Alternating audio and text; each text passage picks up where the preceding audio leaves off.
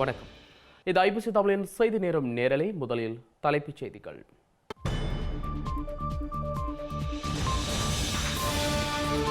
வடக்கு கிழக்குக்கு காணி மற்றும் காவல்துறை அதிகாரங்கள் வேண்டும், ரணிலிடம் வலியுறுத்திய பின்னர் இலங்கை பயணத்தை முடித்தார் ஜெய்சங்கர். தமிழர் தரப்பு தீர்வு குறித்து பேசுவது மட்டும் தீர்வாகாது என்கிறார் ஜெய்சங்கர். இடைக்கால தீர்வை ஏற்காமல் விட்டால் இருப்பதும் போகும் எனவும் அறிவுரை. கிளிநொச்சியில் தமிழரசு கட்சி பிளவு நிலையில் வேட்புமனு தாக்கல். தலைமையால் அதிருப்தியடைந்த குழு சுயேட்சைகளாக களமிறக்கம். ஆட்குறைப்பு கருப்பு வாரம்.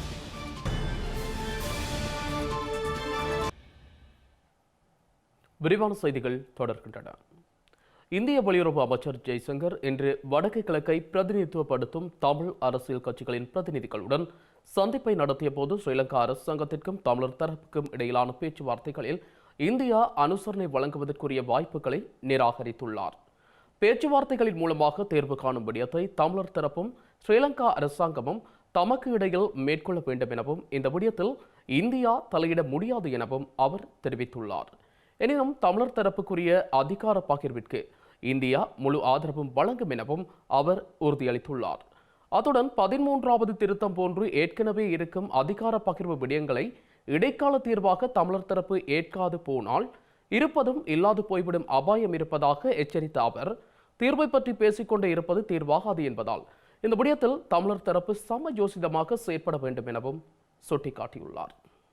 இலங்கைக்கு உத்தியோகபூர்வ விஜயத்தை மேற்கொண்டுள்ள இந்திய வெளிவிவகார அமைச்சர் எஸ் ஜெய்சங்கர் ஸ்ரீலங்கா ஜனாதிபதி ரணில் விக்ரமசிங்க மற்றும் வெளிவிவகார அமைச்சர் அலி சப்ரியை சந்தித்ததன் பின்னர் ஊடக சந்திப்பு ஒன்றையும் நடத்தியுள்ளார். அதில் இலங்கையின் நெருக்கடியான சூழ்நிலையில் இந்தியா உடன் நிற்கும் எனவும் அதனை வெளிப்படுத்துவதற்காகவே தான் இலங்கைக்கு விஜயம் செய்ததாகவும் இந்திய வெளிவிவகார அமைச்சர் எஸ் ஜெய்சங்கர் தெரிவித்துள்ளார்.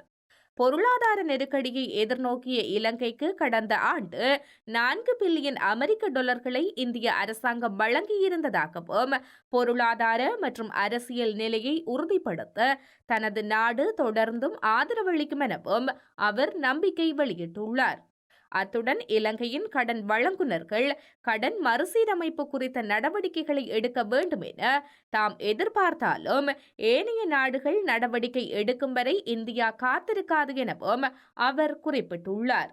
இதன் முதல் கட்ட நடவடிக்கையாக சர்வதேச நாணய நிதியத்திற்கு இலங்கை தொடர்பில் இந்தியா உத்தரவாதங்களை வழங்கியுள்ளதாக அவர் மேலும் கூறியுள்ளார்.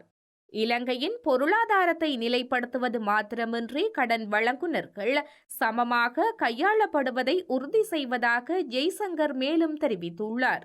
அத்துடன் இலங்கையின் உட்கட்டமைப்பு, எரிசக்தி, சுற்றுலாத்துறை உள்ளிட்ட முக்கிய துறைகளுக்கான முதலீடுகளை மேம்படுத்த இந்தியா ஊக்கமளிக்கும் என அவர் குறிப்பிட்டுள்ளார். திருகோணமலையை ஒரு வலுசக்தி மையமாக மேம்படுத்தும் திறன் இலங்கைக்கு உள்ளது எனவும் அத்தகைய முயற்சிகளுக்கு நம்பகமான பங்காளியாக இந்தியா தயாராக உள்ளது எனவும் அவர் குறிப்பிட்டுள்ளார். மேலும் அரசியலமைப்பின் 13வது திருத்த சட்டமூலத்தை நடைமுறைப்படுத்துவது மற்றும் மாகாண சபை தேர்தலை முன்கூட்டியே நடத்துவது தொடர்பிலும் தனது கருத்துக்களை ஸ்ரீலங்கா ஜனாதிபதியிடம் முன்வைத்துள்ளதாகவும் அவர் கூறியுள்ளார். இதேவேளை இலங்கையின் மீட்சிக்கு இந்தியா எவ்வாறு உதவலாம் என்பது குறித்து கலந்துரையாட இந்திய பிரதமர் நரேந்திர மோடி ரணில் விக்ரமசிங்கவுக்கு அழைப்பு விடுத்ததாகவும் ஜெய்சங்கர் மேலும் தெரிவித்துள்ளார். இதேவேளை 13வது திருத்த சட்டத்தை முழுமையாக நடைமுறைப்படுத்துமாறு ஸ்ரீலங்கா ஜனாதிபதி ரணில் விக்ரமசிங்கவிடம் வலியுறுத்தியதாக இந்திய வெளிவிவகார அமைச்சர் எஸ் ஜெய்சங்கர் தமிழ் தேசிய கட்சிகளுடனான சந்திப்பில் கூறியுள்ளார். அதே நேரம் ஸ்ரீலங்கா ஜனாதிபதிக்கும் தமிழ் தேசிய கட்சிகளுக்கும் இடையில் முன்னெடுக்கப்பட்ட கலந்துரையாடல்கள் தொடர்பிலும் இந்திய வெளிவிவகார அமைச்சருக்கு தெளிவுபடுத்தியதாக தமிழ் தேசிய கூட்டமைப்பின் பேச்சாளர் எம் ஏ சுமந்திரன் ஐபிசி தமிழுக்கு கூறினார். இந்திய வெளிவிவகார அமைச்சருடனான சந்திப்பில் தமிழ் தேசிய மக்கள் முன்னணியின் தலைவர் கஜேந்திரகுமார் பொன்னம்பலமும் கலந்து கொண்டிருந்தார். ஜெய்சங்கரை நாங்கள் சந்தித்து பேச்சுவார்த்தை நடத்தியிருக்கிறோம். மத்தியானம் 12 மணிலிருந்து 12:30 வரைக்கும் இந்த பேச்சுவார்த்தை நீடித்தது. காலையில அவர் ஜனாதிபதி ரணில் விக்ரமசிங்கவை சந்தித்து இந்தியாவுடைய நிலைப்பாடுகள் பற்றி சொல்லியிருக்கிறார். பொருளாதார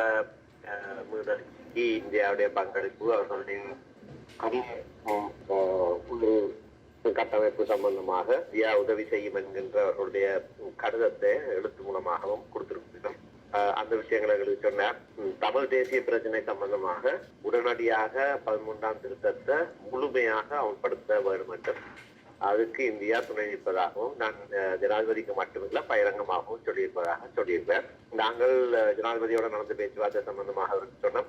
எங்கள்ல குறை வராமல் இருக்க வேண்டும் என்றதுக்காகத்தான் நாங்கள் பேச்சுவார்த்தையில பங்கு பெற்றினோம் நாங்கள். ஆனால் நாங்கள் எதிர்பார்த்தபடி எந்த முன்னேற்றமும் இல்லை. உடனடியாக காணி விடுவிக்கிற அந்த விடயத்திலையும் முன்னேற்றம் இல்லை.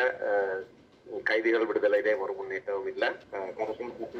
பேச்சுவார்த்தையில 17ஆம் தேதி நீதி அமைச்சர் எனக்கு சொல்வதாக இருந்தது என்ன முன்னேற்றம் என்று அவர் எனக்கு சொல்லவும் இல்லை. ஆனபடினால உடனடியாக அதிகார பகிர்வு சம்பந்தமான விஷயங்களை நடைமுறைப்படுத்துறது சம்பந்தமாகவும் இணக்கமே ஏற்பட்டிருந்தாலும் அது செய்யப்படவில்லை. அது செய்யறதுக்கு 1-2 வருஷம் எடுக்கும் என்று ஜனாதிபதி யாழ்ப்பாணத்தை வச்சு சொல்லியிருப்பார். ஆனபடினால இந்த பேச்சுவார்த்தையில இனி பெறன் இல்லை என்பதை நாங்கள் அவருக்கு விளக்கி சொல்லியிருக்கிறோம். திரு கஜன் பொன்னம்பலமும் இந்த பேச்சுவார்த்தையில கலந்து கொண்டவர். அவர் ஒற்றையாட்சிக்கு வெளியால வராமல் ஒரு தீர்வும் பிரயோசனமா இருக்காது என்ற கருத்தை தெளிவாக சொன்னார். நானும் அதுக்கு இணங்கினான். ஆனால் ஒரு இடைக்கால தீர்வாக காணி அபகரித்த தடுப்பதற்காக நாங்கள் இப்ப இருக்கிற அரசியலமைப்பு விதிமுறைகளை உடனடியாக நடைமுறைப்படுத்துவது நல்லது என்பது என்னுடைய கருத்தாக இருந்தது. திரு கஜன் பொன்னம்பலம் தெற்கில சிங்கள மக்கள் மத்தியில ஒரு விழிப்புணர்வு ஏற்பட்டிருப்பது அதையும் எங்களுக்கு சாதகமாக பயன்படுத்தலாம் என்ற கருத்தை சொல்லியிருக்கார். நாங்களும் அதுக்கு இணங்கினாங்களும். திரு ஜெய்சங்கரும் அது நாங்கள் தான் செய்யணும், நீங்கள் அதை செய்யுங்கள் என்று சொன்னார். ஆகவே ஒட்டுமொத்தமாக உடனடியாக 13ஆம் திருத்தத்தில் இருக்கிற அதிகார பகிர்வு சம்பந்தமான விஷயங்களை முழுமையாக அரைவாசி முக்காவாசி என்று இல்லாமல் முழுமையாக அமல்படுத்துவதற்கு தங்களுடைய பூர்ண ஒத்துழைப்பை தாங்கள் கொடுப்பதாக எங்களுக்கு வாக்குறுதி அளித்தார். இந்திய அரசாங்கத்தின் ஆதரவுடன் இலங்கையில் நடைமுறைப்படுத்தப்பட்ட சமூக அபிவிருத்தி திட்டங்களின் வரையறைகளை நீடிப்பது தொடர்பாக இருதரப்பு ஒப்பந்தம் இன்று கைச்சாத்திடப்பட்டது. இந்த ஒப்பந்தத்தில் ஸ்ரீலங்கா அரசு தரப்பில் நிதியமைச்சின் செயலாளர் மகிந்த ஸ்ரீவர்தனவும் இந்திய தரப்பில் ஸ்ரீலங்காவிற்கான இந்திய உயர்ஸ்தானிகர் கோபால் பாக்லேயும் கைச்சாத்திட்டனர். ஸ்ரீலங்கா ஜனாதிபதி ரணில் விக்ரமசிங்கவிற்கும் இந்திய வெளிவிவகார அமைச்சர் கலாநிதி எஸ் ஜெய்சங்கருக்கும் இடையில் இன்று காலை நடைபெற்ற சந்திப்பின் போது ஒப்பந்தம் கைச்சாத்திடப்பட்டுள்ளது. இந்த சந்திப்பு ஸ்ரீலங்கா ஜனாதிபதி செயலகத்தில் நடைபெற்றது. இலங்கையில் முன்னெடுக்கப்பட்டு வரும் சமூக மேம்பாட்டு வேலை திட்டங்களுடன் தொடர்புடைய இந்த ஒப்பந்தம் கடந்த 2005ஆம் ஆண்டு மே மாதம் கைச்சாத்திடப்பட்டது. இதற்கிணங்க 300 மில்லியன் இலங்கை ரூபாவாக காணப்பட்ட தனிநபர் வேலை திட்டத்தின் வரையறை இன்று கைச்சாத்திடப்பட்ட ஒப்பந்தம் மூலம் 600 மில்லியன் இலங்கை ரூபாவாக இரட்டிப்பாக்கப்பட்டுள்ளது. அத்துடன் இந்திய அரசாங்கத்தின் உதவியுடன் நடைமுறைப்படுத்தப்பட்ட சில அபிவிருத்தி வேலை திட்டங்களும் இணைய வழி ஊடாக அங்குரார்ப்பணம் செய்து வைக்கப்பட்டன. கடந்த 2017ஆம் ஆண்டு இலங்கைக்கு விஜயம் மேற்கொண்ட இந்திய பிரதமர் நரேந்திர மோடியினால் கண்டிய நடனத்திற்கான பயிற்சி நிறுவனம் ஒன்றை நிர்மாணிப்பதற்கு அடிக்கல் நாட்டப்பட்டது.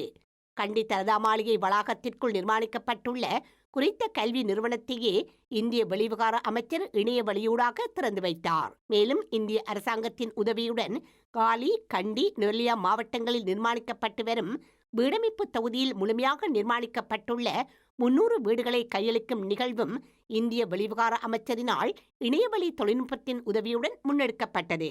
60,000 வீடுகளை கொண்ட இந்த வேலை திட்டத்தில் 50,000 வீடுகளின் நிர்மாணப் பணிகள் பூர்த்தி அடைந்துள்ளமை குறிப்பிடத்தக்கது. ஸ்ரீலங்கா அரசாங்கத்தை எதிர்த்து அனைத்து தொழிற்சங்க கூட்டணிகளால் இன்று கொழும்பு லோட்டஸ் வீதியில் போராட்டம் ஒன்று முன்னெடுக்கப்பட்டுள்ளது. அரசாங்கத்தின் தன்னிச்சையான வரி திருத்தம் மற்றும் வைத்தியசாலைகளில் நிலவும் மருந்து பற்றாக்குறைக்கு எதிர்ப்பு தெரிவித்து பெருந்திரளானோர் இந்த போராட்டத்தில் கலந்து கொண்டனர். அரச வைத்திய அதிகாரிகள் சங்கத்தின் தலைமையில் ஏற்பாடு செய்யப்பட்ட இந்த அரச எதிர்ப்பு போராட்டத்தில் பல தொழிற்சங்கங்கள் மற்றும் குடிசார் அமைப்புகள் இணைந்து கொண்டன.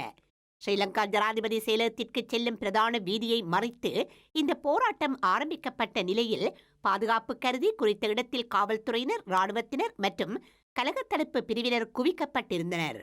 இலங்கை ஜனாதிபதி ரணில் விக்ரமசிங்க உட்பட இந்த அரசாங்கத்திற்கு எதிராக இன்றைய தினத்தில் ஒரு பாரிய எதிர்ப்பு ஆர்ப்பாட்டம் இவ்வாறு முன்னெடுக்கப்பட்டு வருகின்றது. அனைத்து தொழிற்சங்க கூட்டணிகளும் ஒன்றிணைந்துதான் இந்த ஆர்ப்பாட்டத்தினை, இந்த அரசாங்கத்துக்கு எதிரான பாரிய ஆர்ப்பாட்டத்தினை முன்னெடுத்திருக்கின்றார்கள். குறிப்பாக கொழும்பின் பல பகுதிகளிலும் இவர்கள் ஒன்று கூடி இப்பொழுது ஜனாதிபதி செயலகத்தை நோக்கி படையாக வந்து இப்பொழுது இந்த எதிர்ப்பு ஆர்ப்பாட்டத்தினை முன்னெடுத்த வண்ணம் இருக்கின்றார்கள். இந்த ஆர்ப்பாட்டத்தின் காரணமாக இப்பொழுது ஜனாதிபதி செயலக தலைமையகத்துக்கு செல்லும் பிரதான வீதிகள் அனைத்தும் மூடப்பட்டிருக்கின்றது. பலமான பாதுகாப்பு போடப்பட்டிருக்கின்றது. குறிப்பாக போலீசார், இராணுவத்தினர், விசேட அதிரடிப்படையினர், கழக தடுப்படையினர் என ஏராளமானோர் இங்கு பாதுகாப்பு கடமைகளுக்காக குவிக்கப்பட்டிருக்கிறார்கள். எங்களுக்கு இந்த இடத்தினை கடந்த வருடம் ஜூலை 9ஆம் தேதிக்கு இந்த இடம் எப்படி இருந்தோ அதே போலதான் இன்றும் காணக்கூடியதாக இருக்கின்றது. அன்று போடப்பட்டிருந்த அதே பலத்த பாதுகாப்பு தான் இன்றைய தினமும் இங்கு பலமாக போடப்பட்டிருக்கிறது. குறிப்பாக விசேட இராணுவத்தினர், அதே போல் விசேட இராணுவப்படை அனைவரையும் இங்கு களமிறக்கி பாதுகாப்பு இவ்வாறு பலப்படுத்தப்பட்டிருக்கின்றது.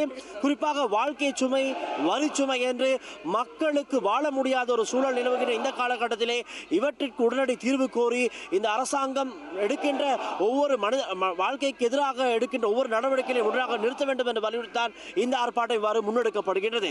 ஐபிசி தமிழ் செய்திகளுக்காக கொள்ளும் லோட்டஸ் வீதியிலிருந்து ஒளிப்பதிவாளர் தமிழுக்கு சம்பவத்துடன் நான் டில்ஷான் வில்சன். மக்களின் அத்தியாவசிய மருத்துவ தேவைகள் பூர்த்தி செய்யப்பட வேண்டுமெனவும் வைத்தியசாலைகளில் உள்ள மருந்து பற்றாக்குறை நிவர்த்தி செய்யப்பட வேண்டுமெனவும் போராட்டக்காரர்கள் வலியுறுத்தியுள்ளனர். மேலும் இந்த அமைதி போராட்டத்தில் கலந்து கொள்ள பேருந்துகளில் வருகை தந்தவர்களை காவல்துறையினர் மறித்து திருப்பி அனுப்ப முயற்சித்தமை இரு தரப்பினருக்கிடையில் வாய் தர்க்கத்தை ஏற்படுத்தியிருந்தது. அத்துடன் இந்த போராட்டம் காரணமாக கொழும்பின் பல பகுதிகளில் பாதுகாப்பு தீவிரப்படுத்தப்பட்டிருந்ததுடன் சில வீதிகளும் முற்றாக மூடப்பட்டிருந்தன. எவ்வாறாயினும் பல எதிர்ப்புகளுக்கு மத்தியில் முன்னெடுக்கப்பட்ட இந்த போராட்டம் வன்முறைகளின்றி அமைதியாக நிறைவடைந்துள்ளது. நுவரெலியா மாவட்டத்தின் நானுயா பகுதியில் பேருந்து ஒன்று பள்ளத்தில் விழுந்த விபத்துக்குள்ளானதில் 7 பேர் உயிரிழந்துள்ளதுடன் 40 பேர் காயமடைந்துள்ளதாக ஸ்ரீலங்கா காவல்துறையினர் தெரிவித்துள்ளனர். கொழும்பில் உள்ள பாடசாலை மாணவர்கள் குழு ஒன்று வருடாந்த கல்வி பயணத்திற்காக சென்றிருந்த போதே இந்த சம்பவம் இடம்பெற்றுள்ளது. கொழும்பிலிருந்து பாடசாலை மாணவர்களுடன் சுற்றுலா சென்ற பேருந்து ஒன்று வேக கட்டுப்பாட்டை இழந்து சிற்றூர்தி மற்றும் முச்சக்கர வண்டியுடன் மோதுண்டுள்ளது. விபத்துக்குள்ளான பேருந்தில் சுமார் 50 பேர் பயணித்துள்ளதாக தெரிவிக்கப்படுகின்றது. விபத்தில் காயமடைந்தவர்கள் நுவரெலியா ஆதார வைத்தியசாலையில் அனுமதிக்கப்பட்டுள்ளனர். இலங்கையில் நடைபெறவுள்ள உள்ளூராட்சி மன்ற தேர்தலுக்கான வேட்புமனு கோரல் பணிகள் நாளை நண்பகல் 12 மணியுடன் நிறைவடைய உள்ள நிலையில் இன்றைய தினம் அதிகளவான கட்சிகள் கட்டுப்பணம் மற்றும் வேட்புமனு தாக்கல்களை செய்துள்ளன. அந்த வகையில் கிளிநொச்சி, பூநகரி பிரதேச சபையில் போட்டியிடுவதற்கான வேட்புமனுவினை இலங்கை தமிழரசு கட்சியின் சார்பில் நாடாளுமன்ற உறுப்பினர் எஸ். ஸ்ரீதரன் தாக்கல் செய்துள்ளார். அதே நேரம் கரச்சி, பூநகரி, பச்சிலைப்பள்ளி பிரதேச சபைகளில் போட்டியிடுவதற்கான வேட்புமனுவினை சுயேட்சை குழு ஒன்றில் தலைவர் ஸ்ரீபன் தாக்கல் செய்துள்ளார். சுயேட்சை குழு ஒன்றில் இலங்கை தமிழரசு கட்சியில் இருந்து பிரிந்து சென்ற தரப்பினரும் நாடாளுமன்ற உறுப்பினர் சுமந்திரனின் ஆதரவாளர்களும் அங்கம் வகிக்கின்றமை உற்றுநோக்கலை ஏற்படுத்தியுள்ளது. உள்ளூராட்சி மன்ற தேர்தலுக்கான வேட்புமனு சமர்ப்பிக்க கால அவகாசம் நாளை நண்பகல் 12 மணியுடன் நிறைவடைகின்றது. இதற்கமைய 10 அரசியல் கட்சிகள் உள்ளூராட்சி தேர்தலுக்கான வேட்புமனுக்களை நேற்று தாக்கல் செய்துள்ளன. இதேவேளை இன்றைய தினமும் பல அரசியல் கட்சிகளும் சுயேட்சை குழுக்களும் வேட்புமனுக்களை தாக்கல் செய்திருந்தன. இதற்கமைய உள்ளூராட்சி மன்ற தேர்தலுக்கான வேட்புமனுவை அகில இலங்கை தமிழ் காங்கிரஸ் இன்று யாழ்ப்பாணத்தில் தாக்கல் செய்தது. யாழ்ப்பாண மாவட்ட செயலகத்தில் சட்டத்தரணி காண்டிபன் தலைமையிலான குழுவினர் வேட்புமனுவை தாக்கல் செய்தனர். யாழ்ப்பாண மாவட்டத்தில் சகல உள்ளூராட்சி மன்றங்களிலும் போட்டியிடவுள்ளதாக சட்டத்தரணி காண்டிபன் தெரிவித்தார். நல்லூரில் பிரதேச சபையில் போட்டியிடுவதற்காக முன்னாள் மாகாண விவசாய அமைச்சர் போ. ஐங்கரநேசன் இன்று யாழ் மாவட்ட செயலகத்தில் உள்ள தேர்தல் அலுவலகத்தில் கட்டுப்பணம் செலுத்தினார். யாழ்ப்பாண மாவட்டத்தில் உள்ள 4 உள்ளூராட்சி மன்றங்களில் போட்டியிடுவதற்காக இன்றைய தினம் தேசிய மக்கள் சக்தியின் யாழ் மாவட்ட அமைப்பாளர் ராமலிங்கம் சந்திரசேகர் தலைமையிலான குழுவினர் வேட்புமனுவை தாக்கல் செய்தனர். இலங்கை தமிழரசு கட்சி சார்பில் கிளிநொச்சி மாவட்ட செயலகத்தில் வேட்புமனு கையளிக்கப்பட்டது. பூநகரி பிரதேச சபையில் போட்டியிடுவதற்கான வேட்புமனு நாடாளுமன்ற உறுப்பினர் எஸ். ஸ்ரீதரன் தலைமையில் இன்று கையளிக்கப்பட்டது. தமிழர் விடுதலை கூட்டணி சார்பாக கிளிநொச்சி, கரச்சி, பச்சிலைப்பள்ளி, பூநகரி பிரதேச சபைகளில் போட்டியிடுவதற்கான கட்டுப்பணம் இன்று செலுத்தப்பட்டது. கரச்சி, பூநகரி, பச்சிலைப்பள்ளி பிரதேச சபைகளில் போட்டியிடுவதற்கான வேட்புமனு சுயேட்சை குழு 1 தலைவர் ஸ்டீபன் தலைமையில் கிளிநொச்சி மாவட்ட செயலகத்தில் இன்று கையளிக்கப்பட்டது. அகில இலங்கை மக்கள் காங்கிரஸ் கட்சியின் தலைவரும் நாடாளுமன்ற உறுப்பினருமான ரிஷாட் பதியுதீன் தலைமையில் இன்றைய தினம் மன்னார் மாவட்டத்தில் உள்ள 5 உள்ளூராட்சி மன்றங்களுக்குமான கட்டுப்பணம் செலுத்தப்பட்டுள்ளது. இதேவேளை ஸ்ரீலங்கா முஸ்லிம் காங்கிரஸ் கட்சி மன்னார் மாவட்டத்தில் உள்ள 5 உள்ளூராட்சி மன்றங்களுக்கான கட்டுப்பணத்தை இன்று செலுத்தியது. முன்னாள் நாடாளுமன்ற உறுப்பினர் ஹுனாய்ஸ் ஃபாரூக் தலைமையில் கட்டுப்பணம் செலுத்தப்பட்டுள்ளது. அத்துடன் ஈழமக்கள் ஜனநாயக கட்சியினர் மன்னார் மாவட்டத்தில் 2 உள்ளூராட்சி மன்றங்களுக்கு கட்டுப்பணத்தை செலுத்தியுள்ளனர். இதேவேளை மட்டக்களப்பு மாவட்டத்தில் பலத்த பாதுகாப்புக்கு மத்தியில் உள்ளூராட்சி சபை தேர்தலுக்கான கட்டுப்பணத்தை அரசியல் கட்சிகளும் சுயேட்சை குழுக்களும் இன்று செலுத்தியிருந்தன.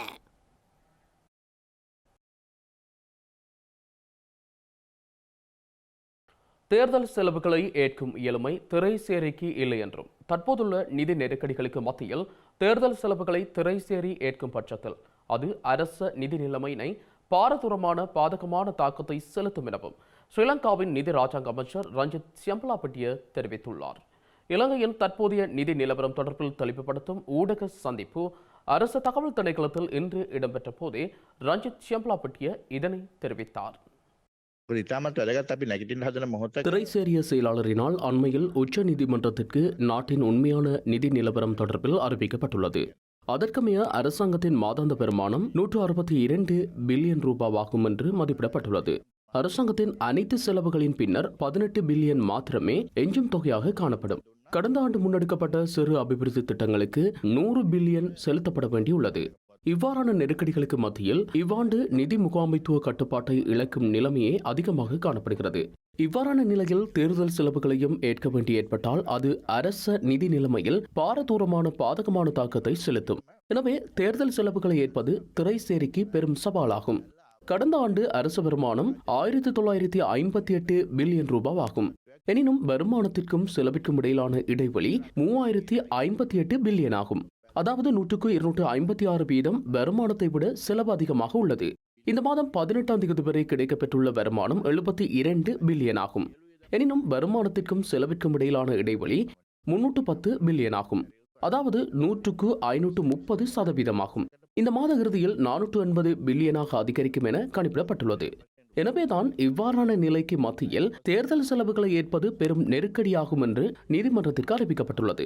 எவ்வாறு இருப்பினும் தேர்தலை நடத்துமாறோ அல்லது நடத்த வேண்டாம் என்றோ தெரிவிப்பதற்கான அதிகாரம் நிதி அமைச்சுக்கு இல்லை. நாட்டின் உண்மை நிதி நிலைமையை நாம் தெளிவுபடுத்தி இருக்கிறோம். எனவே தேர்தல் குறித்து அதனுடன் தொடர்புடைய நிறுவனங்களே தீர்மானங்களை எடுக்கும். இதேவேளை இலங்கையில் தேர்தல் ஒன்றை நடத்துவதால் நாட்டின் தற்போதைய பொருளாதார நெருக்கடி மேலும் தீவிரமடையக்கூடும் என ஸ்ரீலங்காவின் நிதியமைச்சின் செயலாளர் மஹிந்த ஸ்ரீவர்தன உயர்நீதிமன்றத்திற்கு அறிவித்துள்ளார். அத்துடன் அரசாங்கத்தின் பண முகாமைத்துவம் மிகவும் பாரதூரமான நிலையில் இருப்பதாகவும் அவர் தெரிவித்துள்ளார். இலங்கையில் அத்தியாவசிய சேவைகளுக்கான நிதியை கூட செலுத்த முடியாத நிலைமை ஏற்பட்டுள்ள சந்தர்ப்பத்தில் தேர்தலுக்கான நிதியை திரட்டுவதானது திரைசேரிக்கு கடும் சவாலான விடயம் என ஸ்ரீலங்காவின் நிதியமைச்சின் செயலாளர் சுட்டிக்காட்டியுள்ளார். உள்ளூராட்சி மன்ற தேர்தலை கைவிடுவதற்கான உத்தரவு ஒன்றை பிறப்பிக்குமாறு கோரி ஓய்வு பெற்ற இராணுவ கேர்னல் ஒருவர் தாக்கல் செய்த எழுத்தாணி மனு மீதான விசாரணையின் போதே நிதியமைச்சின் செயலாளர் இதனை குறிப்பிட்டுள்ளார். கொரோனா தொற்றின் பின்னர் 2021ஆம் ஆண்டு இலங்கையின் ஏற்றுமதி வருமானம் 8.2% வீழ்ச்சியடைந்திருந்ததாகவும் அவர் தெரிவித்துள்ளார். இலங்கையில் நிலவும் பொருளாதார நெருக்கடிகளுக்கு மத்தியில் 2022ஆம் ஆண்டு வட்டி செலுத்தலுக்காக 114 மில்லியன் ரூபாவுக்கும் அதிக நிதியையும் கடன் செலுத்துதலுக்காக 169 மில்லியன் ரூபாவுக்கும் அதிக நிதியை செலவிட்டதாக அவர் சுட்டிக்காட்டியுள்ளார். சர்வதேச கடன் தரப்படுத்தல் சுட்டெண்ணுக்கு அமைய இலங்கை பின்னிலையில் உள்ளதால் சர்வதேச சந்தையில் இருந்து நிதி பெறுவது சிரமமான விடயம் என நிதியமைச்சின் செயலாளர் மஹிந்த ஸ்ரீவர்தன உயர் நீதிமன்றத்துக்கு அறியப்படுத்தியுள்ளார். உள்ளூராட்சி மன்ற சட்டத்தின் அடிப்படையில் மார்ச் 20ஆம் தேதிக்கு முன்னர் தேர்தல் நடத்தப்பட வேண்டும் என மக்கள் விடுதலை முன்னணி வலியுறுத்தியுள்ளது. ஸ்ரீலங்கா அரசாங்கம் ஆடம்பர செலவுகளுக்கு கோடிக்கணக்கில் பணம் செலவிடுவதை தவிர்க்க வேண்டும் என யாழ்ப்பாணத்தில் இன்று இடம்பெற்ற ஊடக சந்திப்பில் மக்கள் விடுதலை முன்னணியின் நாடாளுமன்ற உறுப்பினர் பிமல் ரட்நாயக்க தெரிவித்துள்ளார். 2018 ரணில் விக்ரமசிங்க பிரதமராக இருந்த காலப்பகுதியில் தான் இந்த தேர்தல் முறைகள் மாற்றப்பட்டது. 2018ஆம் ஆண்டு கோடிக்கணக்கான பணம் செலவழிக்கப்பட்டு உள்ளூராட்சி மன்றங்களுக்கான எல்லை நிர்ணயம் தீர்மானிக்கப்பட்டு உறுப்பினர்களின் எண்ணிக்கை அதிகரிக்கப்பட்டு இந்த முறைமை மாற்றியமைக்கப்பட்டது. தற்போது ஜனாதிபதியாக உள்ள ரணில் விக்ரமசிங்க உறுப்பினர்களின் எண்ணிக்கையை குறைப்பதற்கு முயற்சி செய்கிறார். அதாவது அதிகளவான உறுப்பினர்கள் தேர்வு செய்யப்பட்டால் அது நாட்டின் செலவினங்கள் அதிகரிக்கும் என காரணம் கூறுகிறார். 75வது சுதந்திர தினத்திற்கு கோடிக்கணக்கான பணத்தை செலவழிக்க விரும்புகின்றனர். அதேபோல யாழ்ப்பாணத்திற்கு வருகை தந்த ரணில் விக்ரமசிங்க கோடிக்கணக்கில் பணத்தை செலவழித்திருக்கிறார். ஆனால் தேர்தலை நடத்துவதற்கு பணம் இல்லை என கூறுவது வேடிக்கையான விடயமாகும். இந்தியாவில் இருந்து கோடிக்கணக்கில் கடன் பெற்றுள்ளார்கள். அதேபோல காவல்துறைக்கு வாகனங்கள் பெற்றிருக்கிறார்கள். இதற்கெல்லாம் எங்கே கணக்கு காட்டப்பட்டுள்ளது? இந்த நிதியெல்லாம் எங்கே கொண்டு செல்லப்படுகிறது என்பது எமக்கு சந்தேகமாக உள்ளது. நாட்டில் ஒரு தேர்தலை நடத்தி ஜனநாயக முறைப்படி மக்கள் ஒரு புதிய ஆட்சி முறையை உருவாக்குவது மக்களுக்குள்ள ஜனநாயக உரிமை. இதனை இந்த அரசாங்கம் பிற்போடுமாக இருந்தால் தோல்வியடைந்த அரசாங்கமாகவே நாங்கள் கருத வேண்டி வரும். ஸ்ரீலங்காவின் பிரதான எதிர்க்கட்சியான ஐக்கிய மக்கள் சக்தியின் நாடாளுமன்ற உறுப்பினர் முஜிபுர் ரஹ்மான் இன்று தனது நாடாளுமன்ற உறுப்புரிமையை துறப்பதாக அறிவித்தார். இதற்கமைய பதவி விலகல் தொடர்பில் நாடாளுமன்ற செயலாளர் நாயகம் தேர்தல் ஆணைக்குழுவின் தலைவருக்கு எழுத்து மூலம் அறிவித்துள்ளார். இலங்கையில் நடைபெறவுள்ள உள்ளூராட்சி மன்ற தேர்தலில் கொழும்பு மாநகர முதல்வர் பதவிக்கு போட்டியிட உள்ளதால் நாடாளுமன்ற உறுப்பினர் பதவியிலிருந்து விலகுவதாக முஜிபுர் ரஹ்மான் இன்று நாடாளுமன்றத்தில் அறிவித்தார். கட்சியின் செயற்குழு எடுத்த ஏகமனதான முடிவின் பிரகாரம் தான் இந்த தீர்மானத்தை எடுத்துள்ளதாகவும் அவர் குறிப்பிட்டுள்ளார். அத்துடன் தேர்தலுக்கு இடையூறு விளைவிக்காமல் தேர்தல் நடத்துவதற்கான அனைத்து ஒத்துழைப்பையும் தேர்தல்கள் ஆணைக்குழுவுக்கு வழங்குமாறு அரசாங்கத்திடம் வேண்டுகோள் விடுப்பதாகவும் முஜிபுர் ரஹ்மான் தெரிவித்தார். இந்த நிலையில் முஜிபுர் ரஹ்மான் தனது பதவி விலகல் கடிதத்தை தம்மிடம் கையெழுத்திருப்பதாக ஸ்ரீலங்கா நாடாளுமன்ற செயலாளர் நாயகம் தம்மிக தசநாயக்க தேர்தல் ஆணைக்குழுவின் தலைவருக்கு எழுத்து மூலம் அறிவித்துள்ளார். முஜிபுர் ரஹ்மானின் பதவி விலகலால் ஏற்படும் வெற்றிடத்துக்கு முன்னாள் அமைச்சர் AHM ஃபௌசி நியமிக்கப்படவுள்ளதாக தெரிவிக்கப்பட்டுள்ளது. உள்ளூராட்சி மன்ற தேர்தலுக்கான கட்டுப்பணத்தை ஏற்கும் பணிகள் ஆரம்பிக்கப்பட்ட நாள் முதல் இதுவரை 15 முறைப்பாடுகள் கிடைக்கப்பெற்றுள்ளதாக இலங்கையில் உள்ள தேர்தல் கண்காணிப்பு அமைப்புகள் தெரிவித்துள்ளன.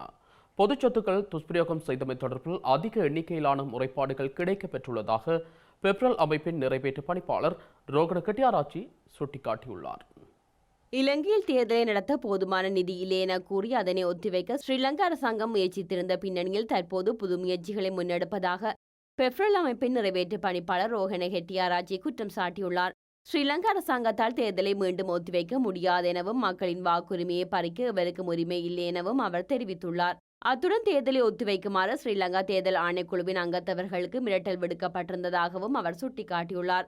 ஆணைக்குழுவுக்கு தற்போது புதிய உறுப்பினர்களை நியமிக்க ஸ்ரீலங்கா அரசாங்கம் எடுக்கும் முயற்சிகள் உள்ளூராட்சி மன்ற தேர்தலை பெருமளவில் பாதிக்கும் எனவும் ரோஹண ஹெட்டியாராச்சி குறிப்பிட்டுள்ளார். ஸ்ரீலங்காவின் முன்னாள் ஜனாதிபதி மைத்ரிபால சிறிசேன தலைமையில் ஆரம்பிக்கப்பட்ட புதிய அரசியல் கட்சியான சுதந்திர மக்கள் முன்னணி அங்குரார்ப்பணம் செய்யப்பட்டு சில நாட்களிலேயே வீழ்ச்சியை காண ஆரம்பித்துள்ளதாக ஸ்ரீலங்கா பொதுஜன பெரமுன சுட்டிக்காட்டியுள்ளது. உள்ளூராட்சி மன்ற தேர்தலுக்கான வேட்புமனு தாக்கல் செய்ததன் பின்னர் ஊடகங்களுக்கு கருத்து தெரிவிக்கும் போது கட்சியின் நாடாளுமன்ற உறுப்பினர் ரோகித அபே குணவர்த்தன இதனை தெரிவித்துள்ளார். சுதந்திர மக்கள் முன்னணி ஆரம்பிக்கப்பட்ட போது பல பிரச்சனைகள் ஏற்பட்டதாகவும் தற்போது அவர்கள் கூட்டணியை மேல் நோக்கி கொண்டு செல்வதற்கு பதிலாக கீழ் நோக்கி கொண்டு செல்கின்றார்கள் எனவும் ஸ்ரீலங்கா பொதுஜன பெரமுனவின் நாடாளுமன்ற உறுப்பினர் ரோகித அபே குணவர்த்தன சுட்டிக்காட்டியுள்ளார். தேர்தலில் போட்டியிடுவதற்காக வேட்பாளர்களை தேட தற்போது கூட்டணி ஆரம்பித்துள்ளது எனவும் அவர் கூறியுள்ளார். ஸ்ரீலங்காவின் முன்னாள் ஜனாதிபதி மைத்ரிபால சிறிசேன தலைமையில் ஆரம்பிக்கப்பட்ட புதிய கூட்டணியில் தலைமைத்துவ சபை ஒன்று அமைக்கப்பட்டுள்ளது எனவும் அதில் 30 பேர் இருப்பதாகவும் அவர் தெரிவித்துள்ளார். இந்த சூழ்ச்சியில் கூட்டணி தொடர்பான முடிவுகளை எடுக்கும் போது ஏற்படும் பிரச்சனைகளை எதிர்காலத்தில் காண முடியும் எனவும் இது குறித்து தாம் வருத்தமடைவதாகவும் அவர் மேலும் குறிப்பிட்டுள்ளார். ஸ்ரீலங்காவின் முன்னாள் ஜனாதிபதி மைத்ரிபால சிறிசேன தற்போது பண நெருக்கடியை எதிர்நோக்குவதாக தெரிவித்துள்ளார்.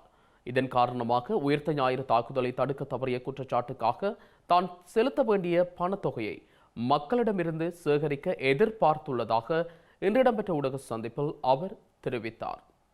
இலங்கையில் கடந்த 2019ஆம் ஆண்டு நடத்தப்பட்ட உயிர்த்த ஞாயிறு தாக்குதலை தடுக்க தவறிய குற்றச்சாட்டில் முன்னாள் ஜனாதிபதி மைத்ரிபால சிறிசேனவுக்கு உச்ச நீதிமன்றம் 10 கோடி ரூபாய் நஷ்டஈடு வழங்குமாறு உத்தரவிட்டிருந்தது.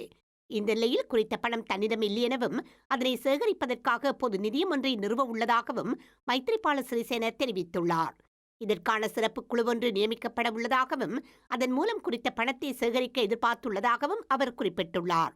அத்துடன் உயிர்த்த ஞாயிறு தாக்குதல் தொடர்பான நஷ்டஈடை வழங்க முடியாமற் போனால் தான் சிறைக்கு செல்ல நேரிடும் எனவும் அவர் கூறியுள்ளார்.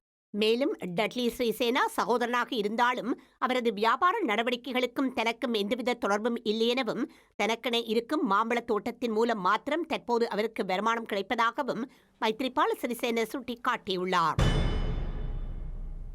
வடமாகாணத்தில் போதைப்பொருள் பாவனை மற்றும் வாள்வெட்டு சம்பவங்கள் அண்மை காலமாக அதிகரித்து செல்வதை அவதானிக்க முடிகின்றது.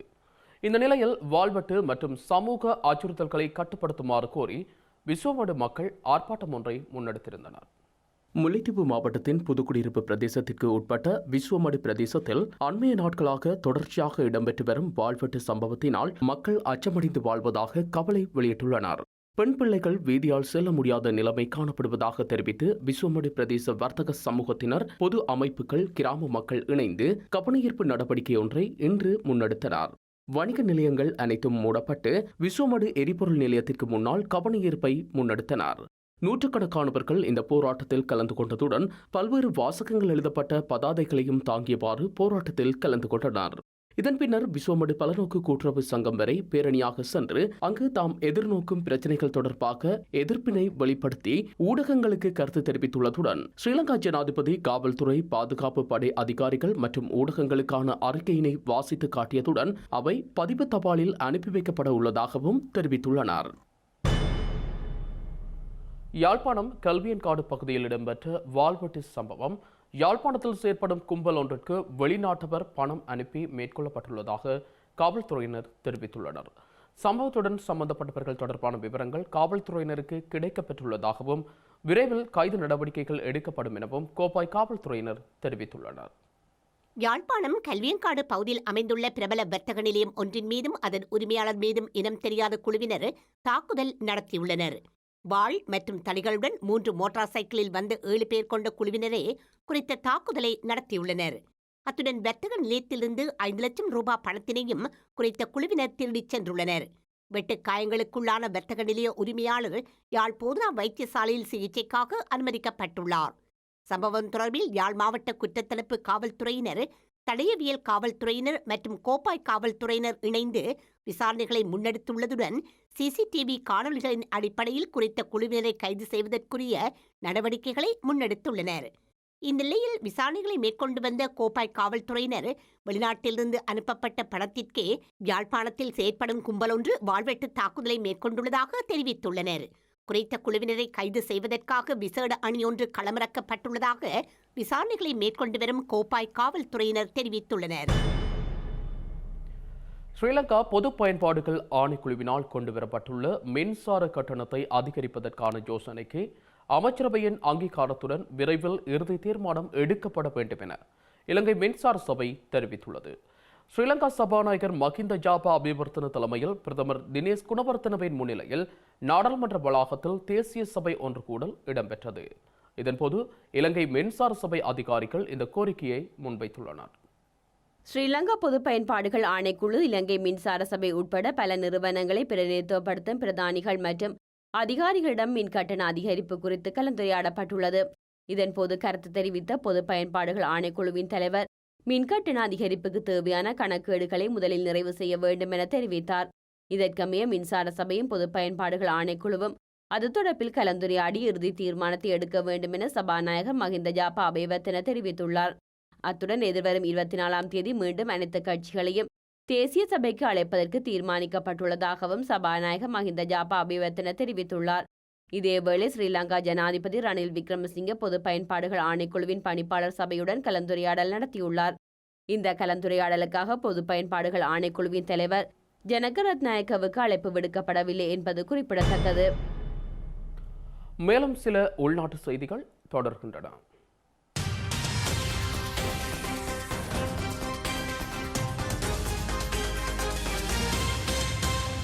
யாழ்ப்பாண கடற்பரப்பில் வைத்து இந்தியாவில் இருந்து கடத்தி வரப்பட்ட 989 கிலோகிராம் உலர் மஞ்சள் கட்டிகள் ஸ்ரீலங்கா கடற்படையினரால் கைப்பற்றப்பட்டுள்ளன. சந்தேக நபர்களையும் கைப்பற்றப்பட்ட பொருட்களையும் மேலதிக சட்ட நடவடிக்கைகளுக்காக யாழ் சுங்க அலுவலகத்தில் ஒப்படைக்க ஸ்ரீலங்கா கடற்படையினர் நடவடிக்கை மேற்கொண்டுள்ளனர். இலங்கையில் முட்டைக்கான விலைச்சூத்திரத்தை எதிர்வரும் 3 தினங்களுக்குள் வழங்குமாறு கோப் எனப்படும் அரச பொறுப்பு முயற்சிகள் பற்றிய குழுவின் தலைவர் பேராசிரியர் ரஞ்சித் பண்டார நுகர்வோர் விவகார அதிகார சபைக்கு அறிவுறுத்தியுள்ளார். அந்த அதிகார சபையின் அதிகாரிகள் நேற்றைய தினம் கோப் குழுவிற்கு அழைக்கப்பட்ட போது இந்த அறிவுறுத்தல் விடுக்கப்பட்டுள்ளது. ஓமானில் உள்ள இலங்கையின் பாதுகாப்பு இல்லத்தில் தங்க வைக்கப்பட்டிருந்த பணிப்பெண்கள் 14 பேர் இன்று இலங்கையை சென்றடைந்துள்ளனர். அவர்களில் 8 பேர் தாங்கள் பணிபுரிந்த வீடுகளில் சிறு குற்றங்களில் ஈடுபட்டதாக குற்றம் சாட்டப்பட்டு தொழிலாளர் நீதிமன்றத்தினால் குற்றவாளிகள் என காணப்பட்டு நாடு கடத்தப்பட்டனர். நாடு திரும்பியவர்களில் ஒருவர் கர்ப்பிணி எனவும் தெரிவிக்கப்பட்டுள்ளது. செய்திகளின் நிறைவாக மீண்டும் தலைப்புச் செய்திகள்.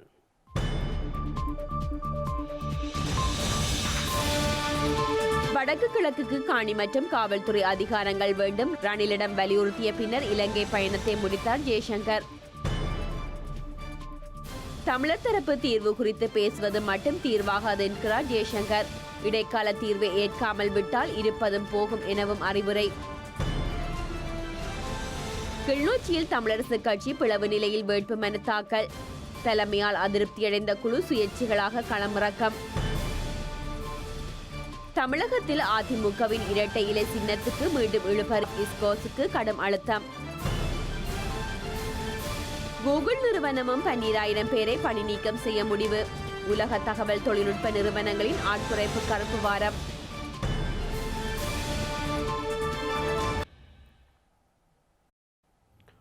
இத்துடன் ஐபிசி தமிழின் செய்தி நேரம் நேரலை நிறைவடைகின்றது. உடனுக்குடன் செய்திகளை அறிந்து கொள்ள ibctamil.com என்ற நமது இணையதளத்தை பார்வையிடுங்கள். வணக்கம்.